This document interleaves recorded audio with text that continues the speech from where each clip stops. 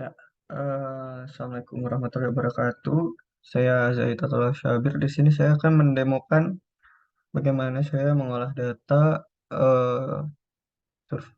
data survei kecanduan aplikasi TikTok untuk TA saya yang berjudul Pencarian Faktor Kecanduan Aplikasi TikTok dan Perancangan Ulang Aplikasi TikTok. Oke, pertama, sebentar saya share screen dulu. Oke, oke.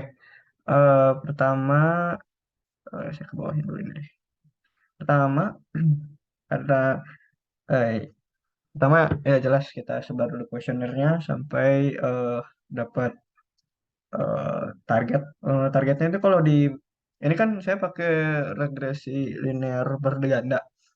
Nah, itu tuh regresi linear berganda tuh samplingnya caranya eh untuk mendapatkan minimal responden tuh jadi ada variabelnya, seluruh variabel dikalikan 15. Jadi ada 4 variabel kan saya di sini pakai jadi iya 4 kali 15 jadi minimal 60.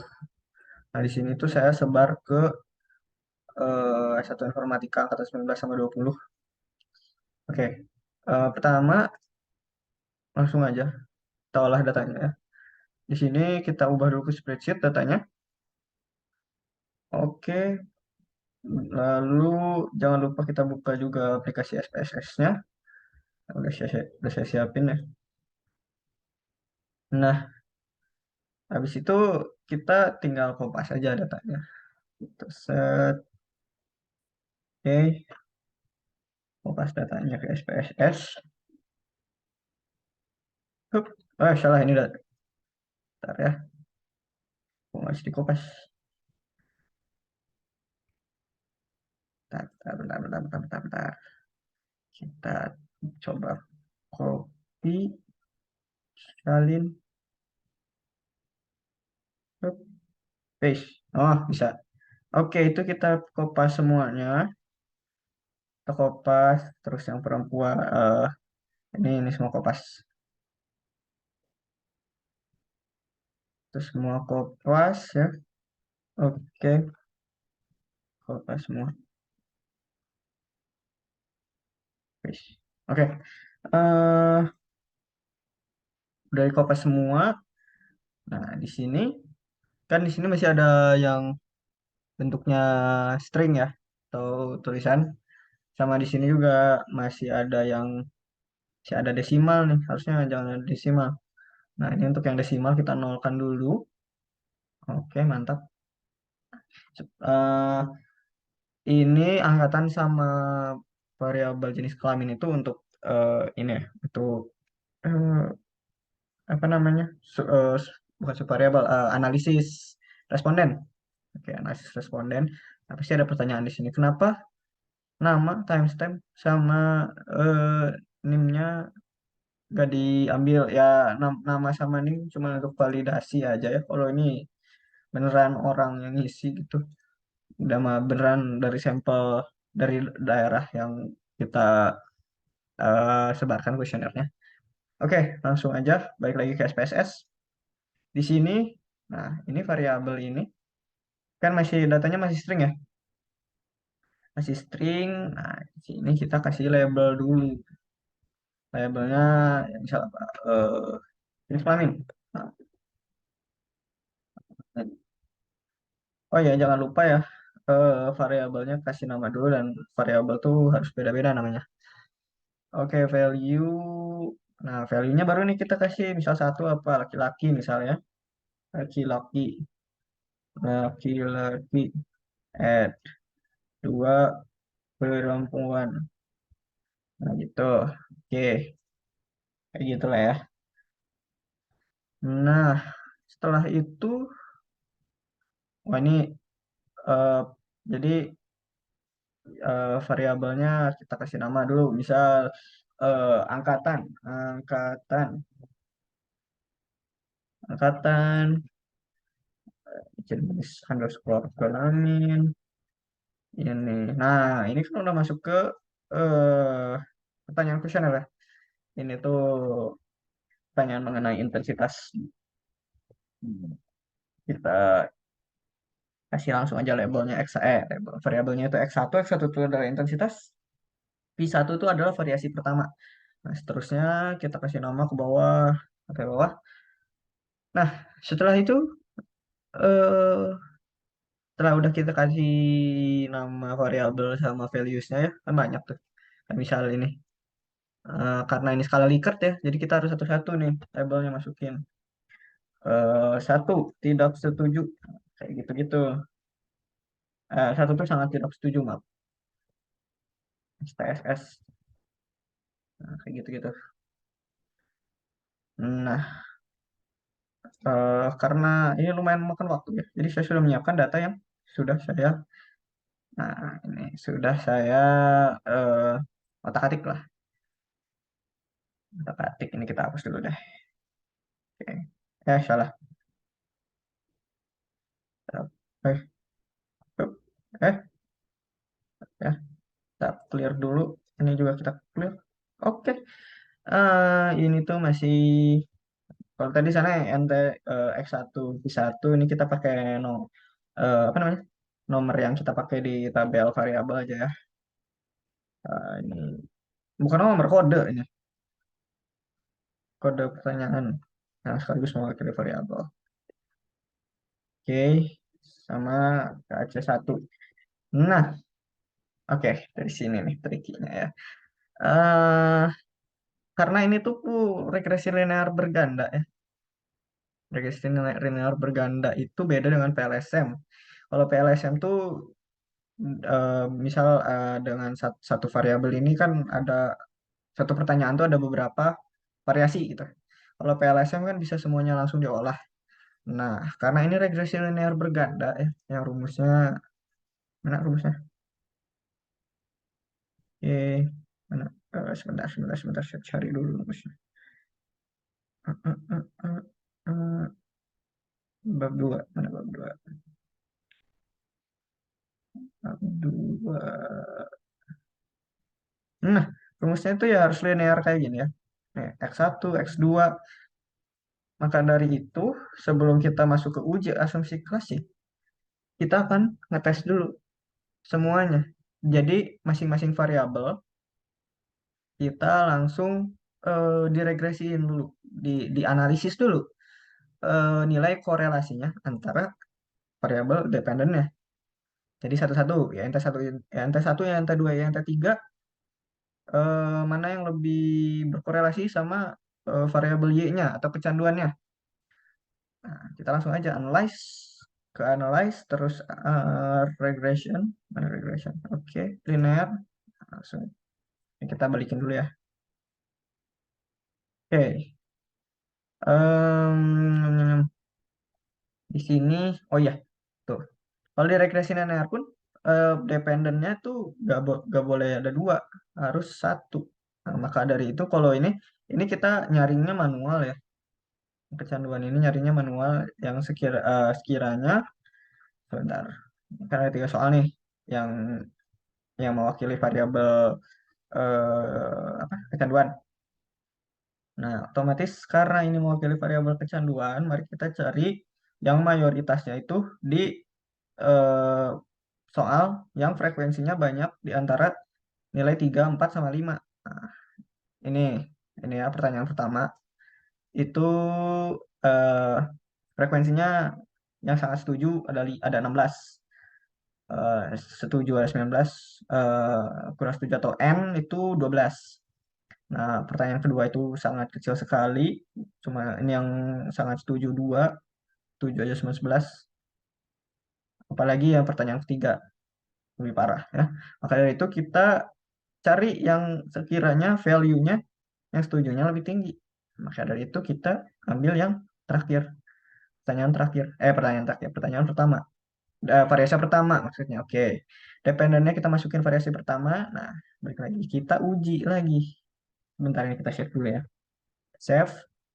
Balik lagi. Regression. Linear.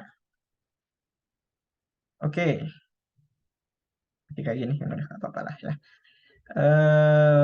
Kita masukin dulu yang intensitas semua. Jadi masukin dulu yang intensitas semua. Langsung aja kita lihat.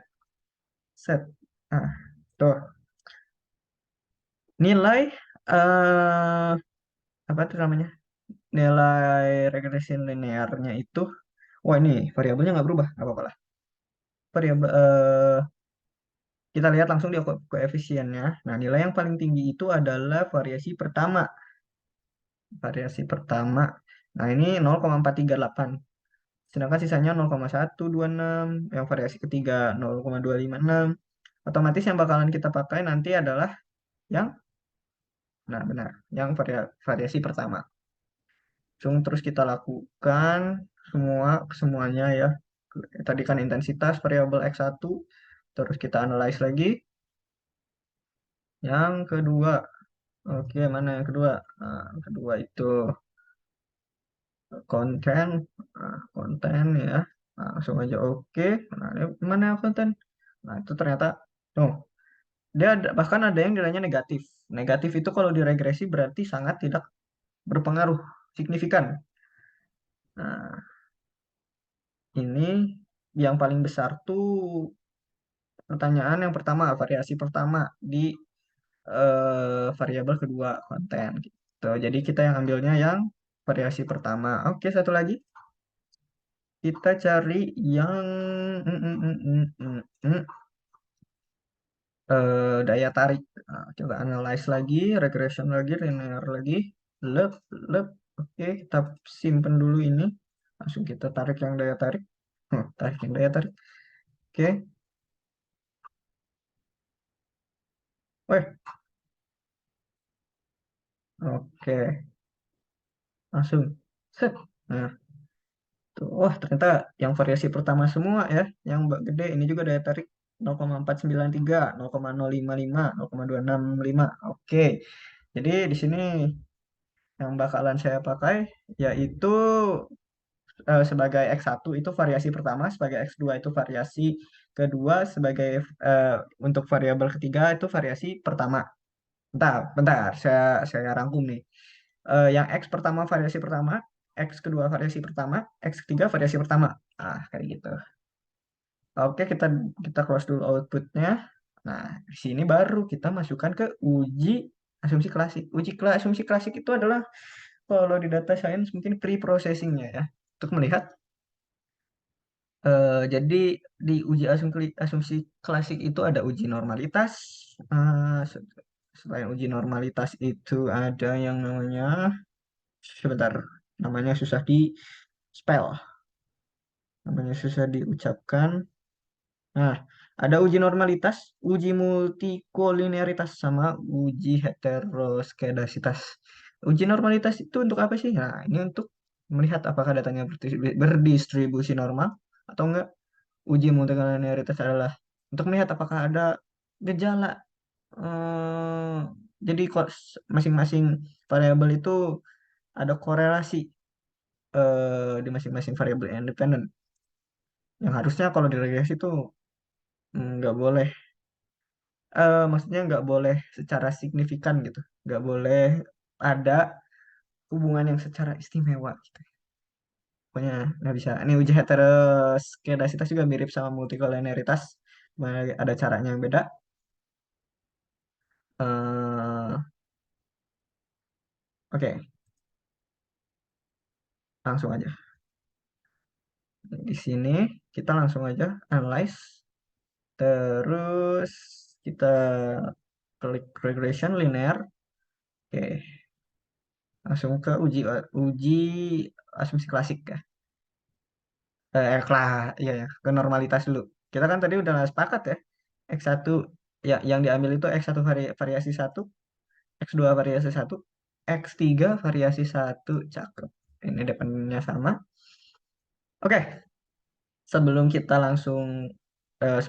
buat regresinya, sebelum kita buat outputnya, jangan lupa ininya unstandard unstan eh, pokoknya nanti kita akan menghasilkan data residual. Residu tuh ya residu. Residu apa Indonesianya? Residu tuh apa ya? Kayak kalau di komputer mungkin cache-nya lah ya. Terus ada juga model fit ini. Oh, bentar saya lupa. Untuk yang multi, bentar ya, kita lihat contekan dulu, contekan. Mana contekan, unstandardized, ini udah benar, ini enter, ini udah benar. Oh ini nih, untuk multikolonialitas, nah, kolonialitinya kita checklist, kolonialitinya kita checklist, sama pembuatan matriksnya. Oke, continue. Langsung aja kita gaskan. Oke, oh kita abaikan dulu outputnya. Nah, kita lihat, loh, kok muncul variabel baru? Nah, variabel baru itu adalah data residu yang sudah kita save tadi ya. Nah, langsung si data residu ini kita analyze, guys. Analyze-nya pakai eh, apa namanya? Aduh, lupa saya. Bentar ya. Compare.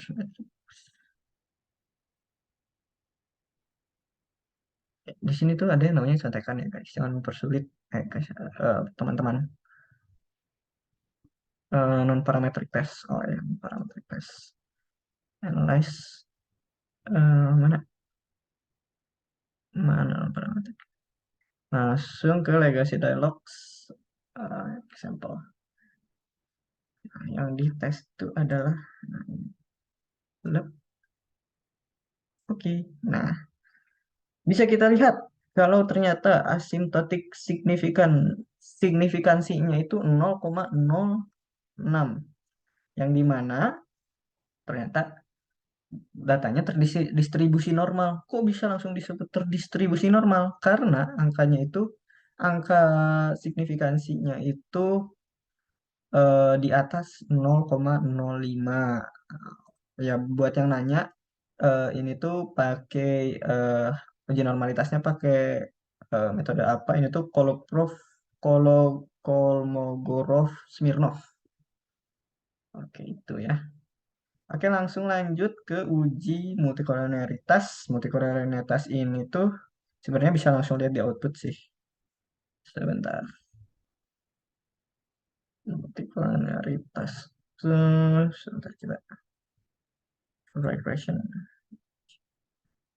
Nah, multikolonialitas tuh lihatnya di sini. Kita lihat V, VIF-nya. Nah, VIF-nya itu sebenarnya saya udah ngeliatin sih di sini. Mari sambil kita lihat contekannya.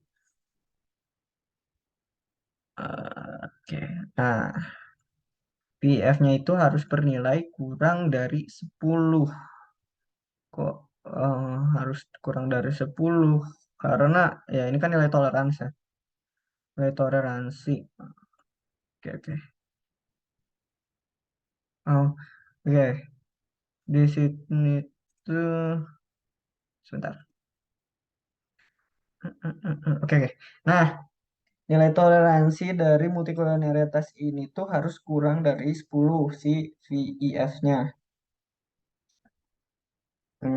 Kenapa harus kurang dari 10? Ya karena kalau di atas dari 10 itu datanya ada gejala namanya multikolonialitas yang mengakibatkan mereka masing-masing tuh ada korelasi gitu antar masing-masing variabel. Nah, kalau ini untungnya nggak ada sih ini. Iya, ini kan satu, intensitas pertama satu, signifikansinya, signifikansi, statistik VIF-nya ini juga 1,9, ini juga 1,9. Oke, lanjut ke heteroskedasitas. Heteroskedasitas itu sebenarnya ini kita harus merubah dulu data residualnya tadi. Kita transform dulu ya. Nah, ini udah, wow, masih ada bekasnya. Nah, kita target variabelnya, kita buat dulu namanya. Nah, lalu kita distribusikan ke variabel baru ini, namanya ABS underscore residual. ABS residual tuh ada singkatannya kalau nggak salah. Nah, absolute residual. Atau, ya pokoknya ada rumusnya kayak gini lah. Dijadikan transform menjadi absolute residual. Karena ini kita kan mau meninjau residualnya ya. Tadi kan ditinjau langsung lewat variabel. Apakah ada apa korelasi masing-masing variabel? Nah, ini kita meninjaunya lewat ini apa? Lewat residu, variabel residu. Oke, kita langsung balik lagi ke data. Balik lagi ke data tuh. Muncullah data baru, si absolute residual ini. Muncul data baru ke yang muncul data baru di variabel ini. Langsung kita lihat di outputnya. Sebentar, saya lupa. eh oh, ini tuh di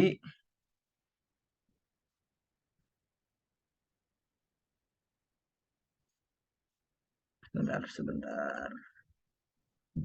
Mm, mm, mm. Oh ya, oke oke. Balik lagi kita bakal ke regresi linear lagi.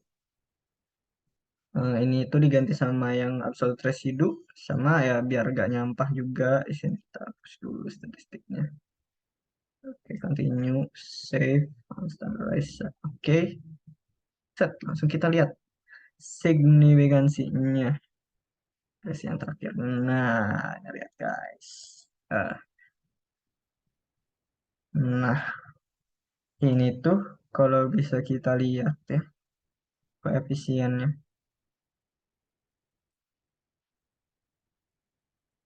Sebentar.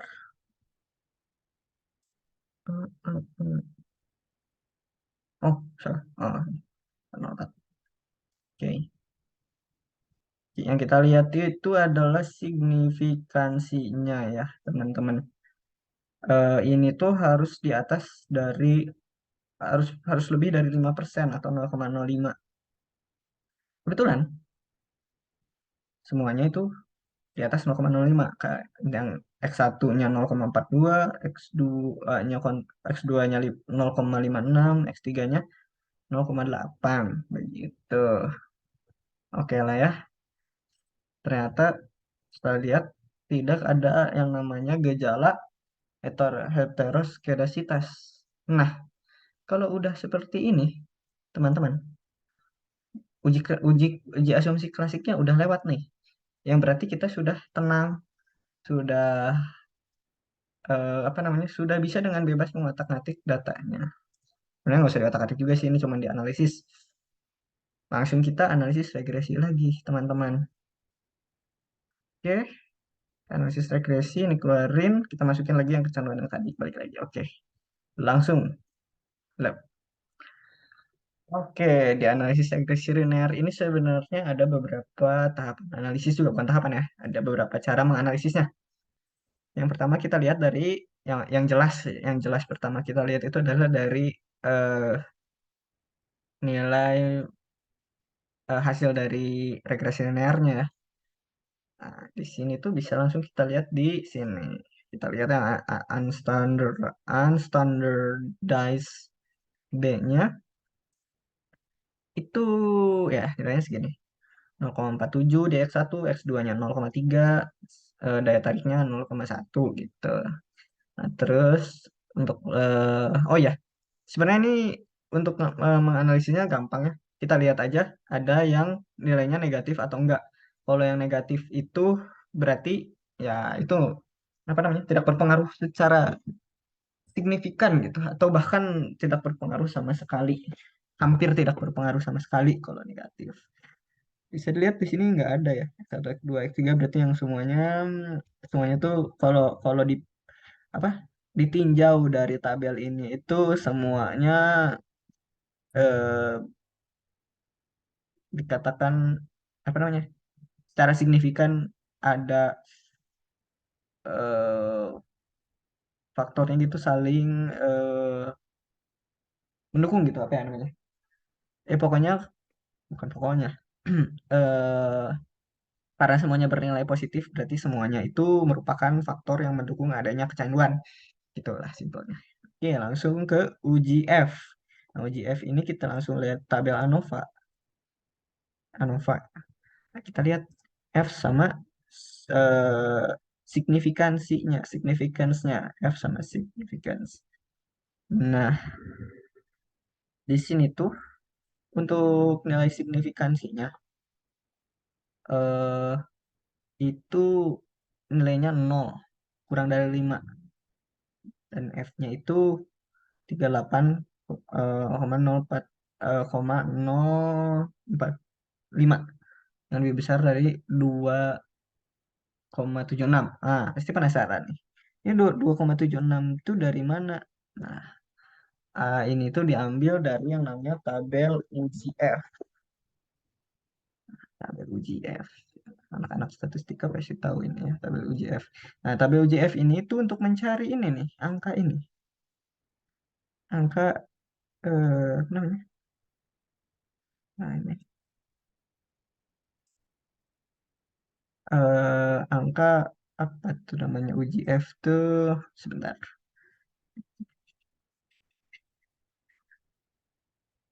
Ini UGF.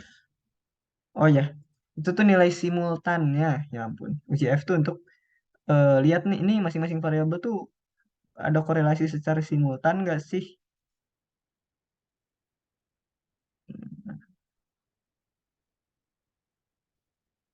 Nah, F tabel namanya, F tabel. Nah, nilai F tabel ini tuh didapatkan dari, nah ini tuh adalah jumlah variabel yang atas. Nah, yang bawah itu adalah jumlah respondennya. Karena ada kasus kita jumlah respondennya itu ada 60, dan juga variabelnya ada 4. Di sini berarti nilainya itu 2,53. Yes. Hanya, wih, bentar. Salah.